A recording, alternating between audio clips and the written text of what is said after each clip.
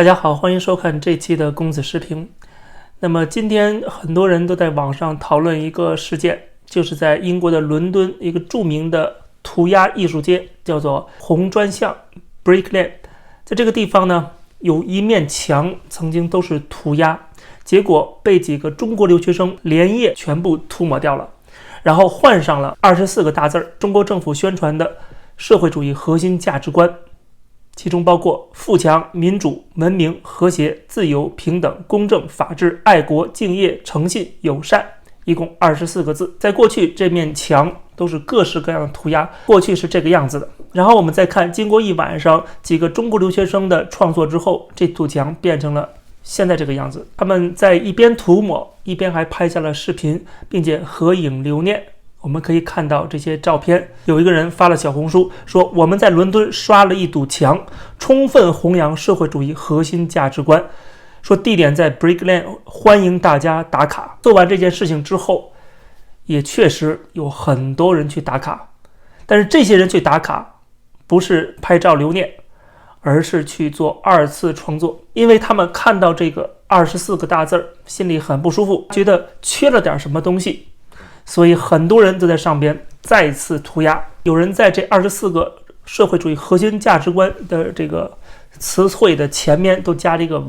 伪法治、伪爱国，都是假的。还有一些字前面写上无，比如说平等前面加上一个无平等。当然还有很多人贴了讽刺习近平的照片，提到了在新疆的再教育营，甚至还写到 But some are more equal than others。 这句英文出自乔治·奥威尔的小说动物农场，说这个我们是平等的啊，但是某些人比其他人更平等，这是一种讽刺，加到这个核心价值观的平等上边。然后还有民主这个词前面有人加了没有民主，甚至还有讽刺习近平的，说十里山路不换肩。还有人写了个大大的拆字啊，就是在中国很多的房子都要被强拆嘛，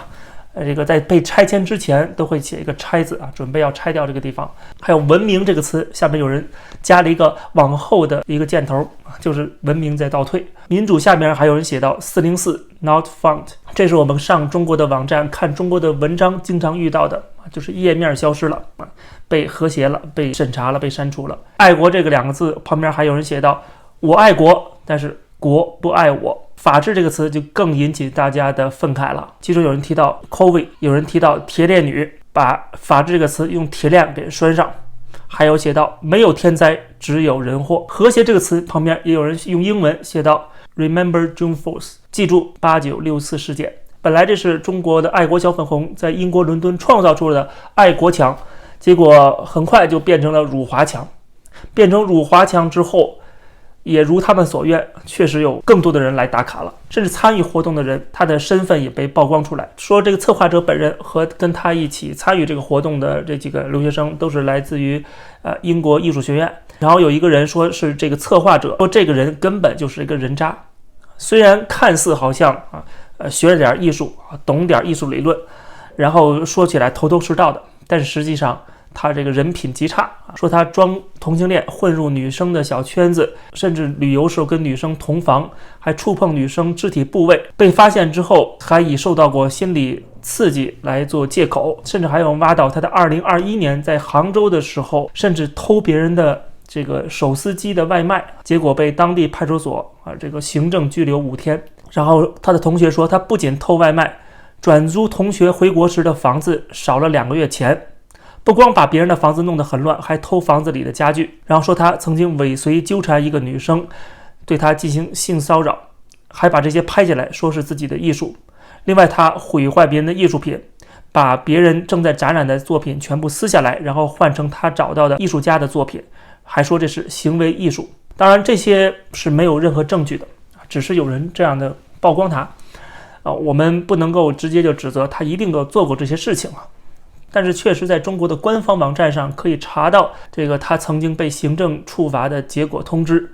说是在2021年的6月20号顺手牵羊的方式盗走了受害人王某购买的一份手撕鸭的外卖，然后过了2天之后，他又同样的一个方式盗走了刘某购买的一份西瓜汁外卖。如果这个是有据可查的，那他真的是没话可说这位同学他自称自己是马克思主义者，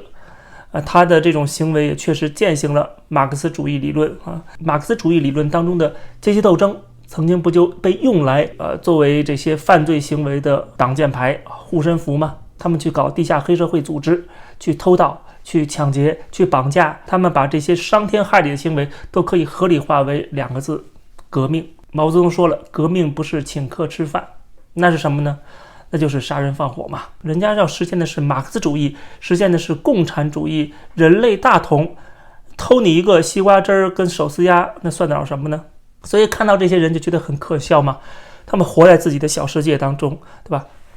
整天颅内高潮，觉得自己是个大艺术家，觉得自己是为了全人类，对吧？但是实际上他连做一个正常的普通的社会公民、现代文明人他都做不到。这些人把英国的街道的涂鸦，那么漂亮的涂鸦全部给抹掉，换上自己的社会主义核心价值观。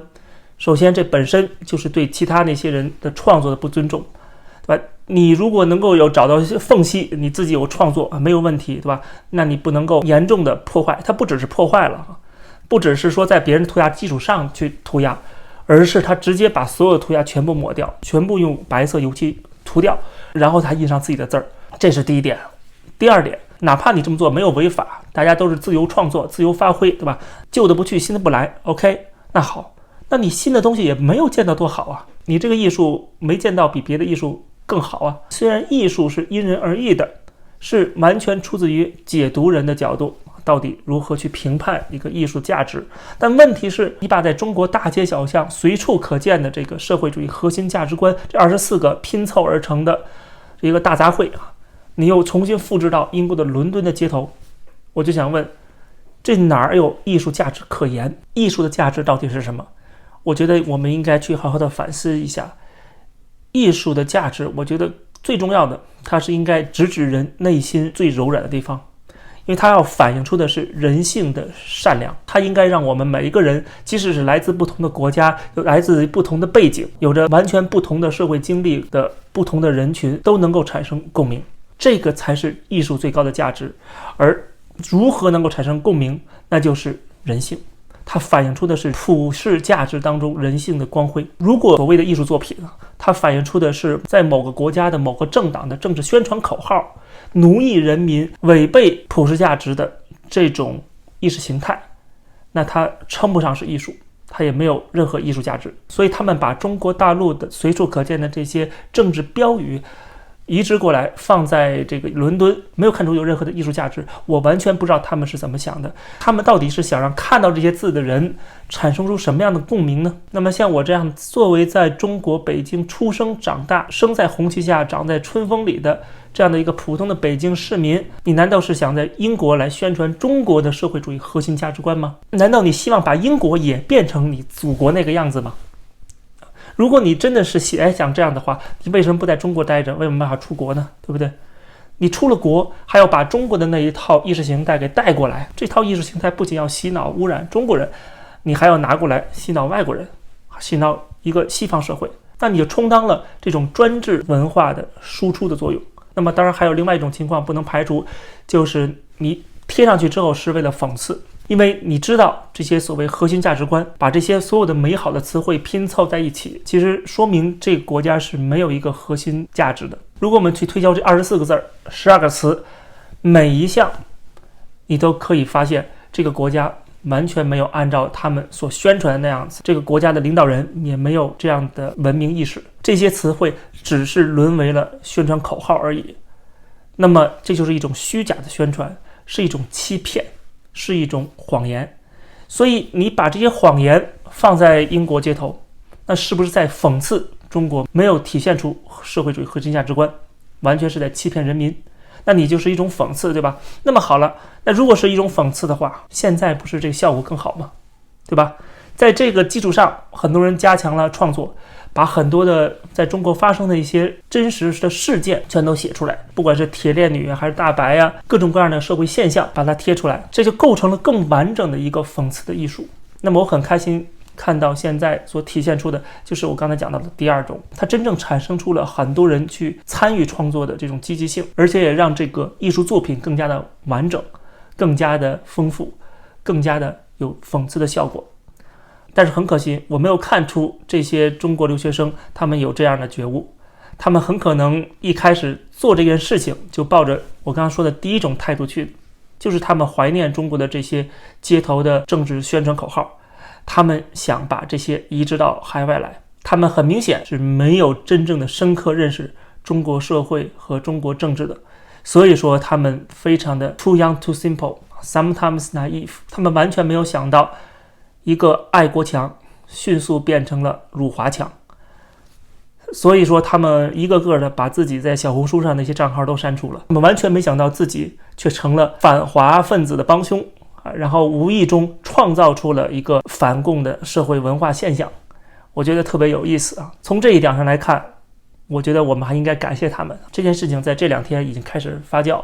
有些媒体已经开始纷纷的报道了，越来越多的人知道了这面墙和它背后所承载的现代公民对普世价值、对自由、民主、人权、法治这些现代公民社会的共识，对此的追求，以及对破坏普世价值的专制政权的愤怒不满。很可惜这面墙没有在我生活的加拿大多伦多，如果有的话，我肯定是要去打卡的。这位策划者他在网上曾经就说至于如果认为盖住别人作品确实很抱歉，那可能就是自由的代价吧，让我来做这个放大代价的人。当然没有辩证法是无法发现美的。我觉得他这句话说的可以说一语成谶，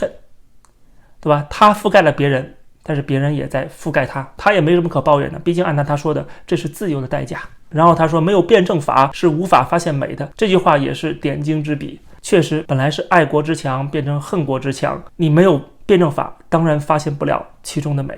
好，感谢收看这期的公子视频。如果大家喜欢这个节目，也欢迎大家点击订阅这个频道，或者是加入会员来收看会员专属的影片。谢谢大家，我们下期节目再见。